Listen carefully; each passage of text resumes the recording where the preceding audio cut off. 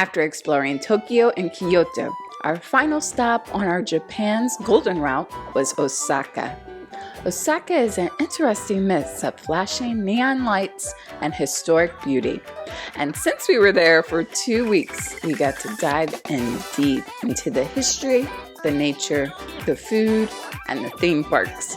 So in this video, we're gonna share 15 of our favorite things to do in Osaka, some of which is very unique and off the beaten path. All in this episode of Lucas World Travel. Hey World Travelers, I'm Kendra Lucas. And I'm David Lucas. And we're Lucas World Travel. So we're in Osaka this time, and we'll be spending 2 weeks here to take in all the sights and all the culture of Osaka, Japan.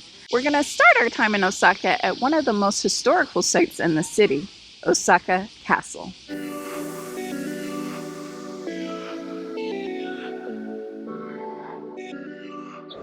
Now we had to wait in a long 20-minute line to get into the Osaka Castle.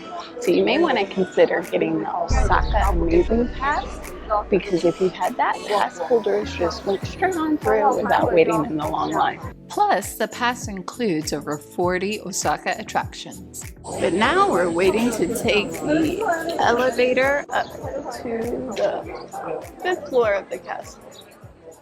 Now, the very first Osaka Castle was built in the 1580s, but it was destroyed several times, both by fire and by war. Now, this version of the castle was built around in the 1930s, so it's still very new. So, a very interesting visit, full of history, and also filled with great views. The top floor has a view deck with great views of the ornate roof and of the city of Osaka.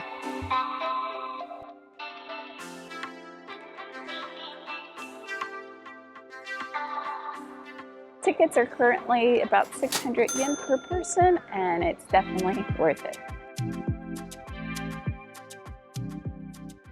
Next, head to Dotonbori to enjoy the river views, the neon lights, and all the delicious street food.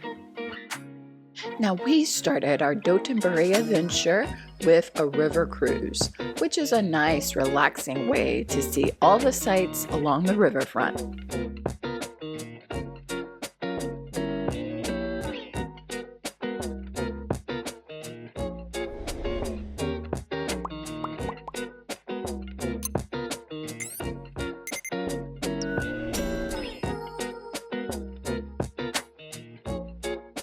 Now, the river cruise is only 20 to 30 minutes, and it's about 1,500 yen per person. So the boat cruise was actually pretty chill, pretty relaxing. I enjoyed seeing everything from the river, but I could not hear a word of the commentary. So when it comes to getting information about the area, that cruise wasn't about it. But if you just want some scenic views from the river, it'll do just that.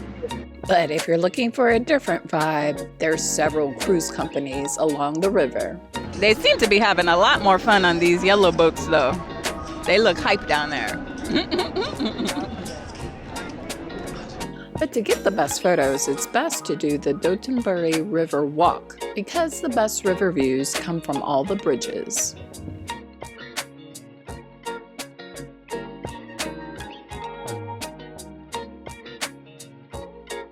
Now, Dotonbori Road is a street with loads of shopping, lots of restaurants, and it's particularly gorgeous at night when all the lights come on.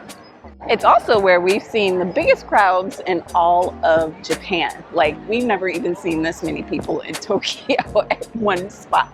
Granted, we are here on a Saturday night when this place is probably at its very busiest. And what's interesting is all the restaurants have these huge statues outside to try to attract people to come inside for a bite to eat. So first we're going to try a dessert at Strawberry Mania, which has these delicious candied strawberries. Look at how sparkly and delicious that looks. It makes me smile. I hope it tastes as good as it looks.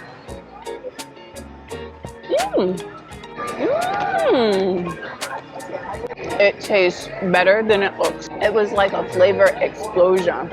If you suck on it, it tastes like a lollipop, but once you bite into the strawberry, oh my goodness, the flavor is intensely amazing. Better than candy. All right, now for the grape. The strawberry's better, but it's still good.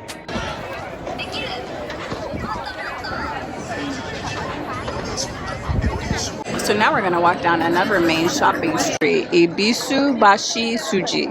Now this area is known for its shopping and food culture. So we're gonna have dinner at Hanamaruken Ramen Shop. It's open 24 hours, so you can get it any time of day you want. So we got the happiness set menu. Now this is really a feast. It comes with the little gozo pop stickers, fried rice, and the ramen. I don't know how we're going to finish all this. Yeah, I don't know how we're going to finish all of this, but thank you for the food. Now, so far, the fried rice is absolutely delicious. It doesn't even need any added soy sauce. It's perfect as is. Let's try the soup next.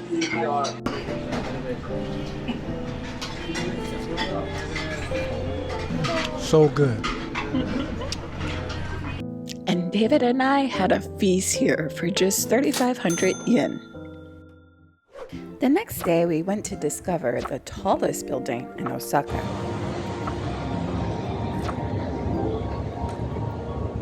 So now we're at a beautiful viewpoint in Osaka. It's the Abeno Harukas building, which is the tallest building in Osaka. Here you can get a bird's eye view of the city from 300 meters high. And tickets are 2,000 yen a person currently. So the good thing about this place is that it's a full floor, so there's loads of room to spread out up there. And the views here are expansive, making you really feel awe over how big the city is. They also have a cafe on the 58th floor below. But one of my favorite things about this tower is that you can have a lovely meal seated by this fantastic view. And there's plenty of seats up here, so I mean, it's not even unusual to get a seat this good with such a good view. And the food prices are very reasonable. I got a vegetable curry, and it was about 1,200 yen. That's about $8 currently. And David got a hot dog and French fries for about 1,600 yen, so maybe $9. So we can definitely recommend Harukas 300 as a great viewpoint and a nice place to get a bite to eat with a view.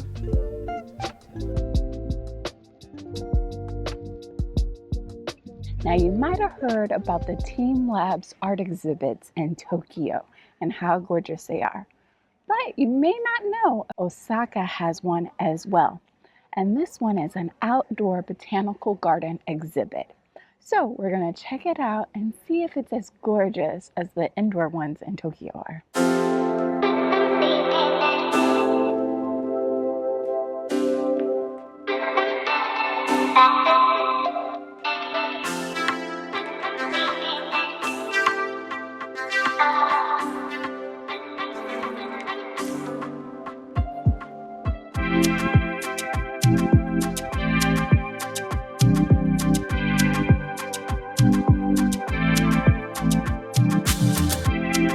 Very similar to TeamLab's Planet, but I did enjoy the outdoor environment and having a nice peaceful walk in the park. So there's a lot of lighting, and you get a chance to see the plants and the trees in a different way. So if you can get into that, I'll check that out.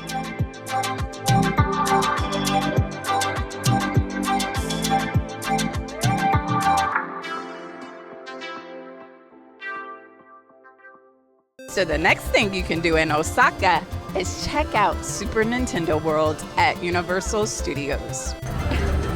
And oh my goodness, you guys, it is absolutely adorable. Oh my goodness. It totally looks like the video game. I love it. I was just telling Kendra, I said, they should have the Mario music playing. And as soon as you walk through the door, you hear it. It's awesome. Who would not want this? This is crazy. I played this game so much as a kid. It is so cute. They even have the gold coins rotating. I think the gold coins rotating and like the different little elements moving is what really makes it so real. They got the Venus flytrap chomping. They got the mushrooms walking around. Now this place was David's pick because I would have never chose to come here on my own. But I'm glad he made me come here. It's adorable and so much fun. And this part of the theme park has 2 rides. You can do Mario Kart as well as Yoshi's Adventure. So now we're about to go ride some Mario Kart, and as you can see, we're dressed for the activity. So that one was really cute. The 3D effects were really, really nice. So they had the steering wheel that had the buttons on it. So you felt like you were in the video game when you were playing, which was really, really cool. They also have a Harry Potter world and walking through Hogsmeade. So adorable. We're finally gonna go to Hogwarts. I'm always ready to go. Here we go. This park also has a fun Jurassic Park flying dinosaur ride, a Demon Slayer ride. And it was just a fun day out, whether you're a kid or, like us, a kid at heart. Another thing you can do in Osaka is check out a traditional puppet show at the National Bunraku Theater. So these traditional theater shows can go back centuries. Basically, they were telling old stories and old tales to the emperors and to the samurais. Because these stories are very old, okay, some actually became traditional art, and that's what we're seeing today. So this is the show we wound up seeing. So naturally, we weren't able to take any photo or video during the show, but we did get to take a picture with one of the characters, the pig in the show. So it wasn't in English and it's not transcribed, so you have to use your imagination, but it was still a really great show. The finale was amazing. Oh my goodness. It was way more dramatic than I was expecting. Now another place we're seeing in Osaka is Shinsekai, which is like a night market with loads of amusement carnival games that you can play, food, and just a lively atmosphere. We're here on a Saturday night and the vibe is vibing.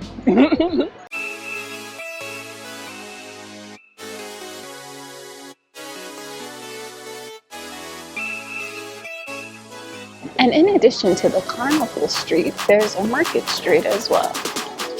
Now, if you need a break from city life while you're in Osaka, take the train an hour north to Minoh Park, where you can take a beautiful walk through a 2-kilometer gorge, all the way to a waterfall at the end.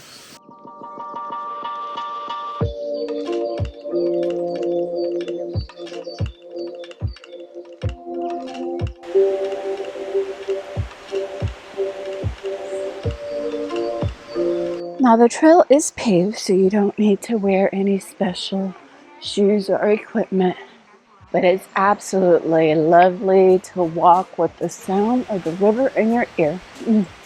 Peaceful.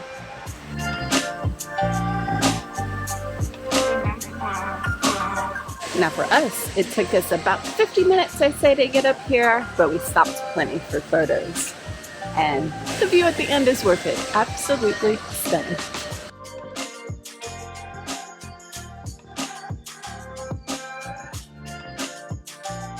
All right, so next we're gonna see the Umeda Sky Viewpoint. So this one is up on the 39th floor and supposedly has really nice river views. So compare this one to the Abeno Harukas viewpoint that we saw a week ago. and let you know which one's best.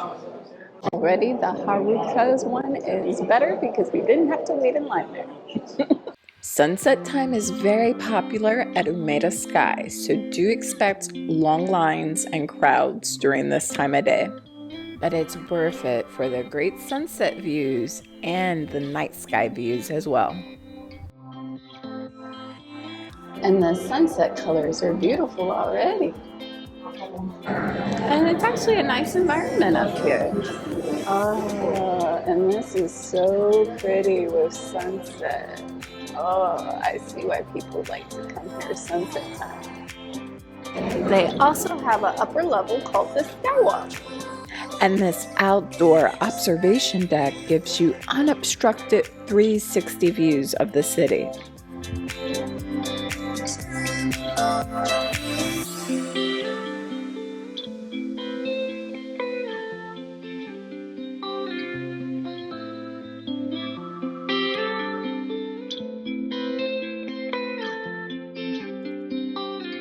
Oh, the view is incredible. If you get a chance to come around sunset, you should do it because it's really pretty. The lights start coming on around 7 o'clock. So that's when it starts to get dim and the lights start coming on. And it's a very beautiful building. It's a great sunset to see over the water. So now we're about to have a drink and enjoy the beautiful nighttime view. And at night they put on the black lights, and it's a whole nother experience.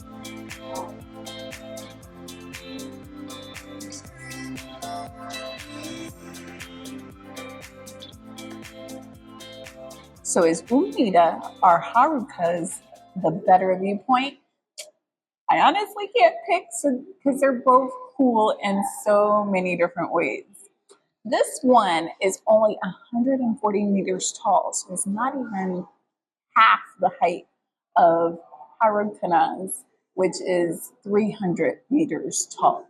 So you get a much more expansive view from there, but the sunset view here is just so spectacular, plus the nighttime view. And it's almost a benefit that you're not as high because you can see the buildings much better with much more clarity at a lower level. So it's like two different feelings. I can't choose a winner. And if you have time, go to both. And then you can figure out for yourself which one you like the best. Mm-hmm. I like this one because I like the night lights and how they look, how the building look.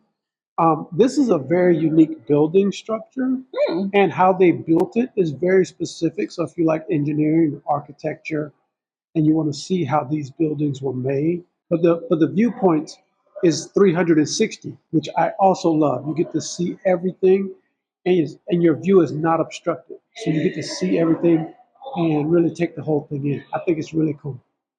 Final thing you have to do in Osaka is to take a day trip to Nara. And we're coming out with a whole nother video on that one soon. So subscribe to not miss a thing. Until next time though, check out our full Japan playlist on the right there. As always, thanks so much for watching. Thanks for sharing with all your travel pals, and happy travel planning. Until next time.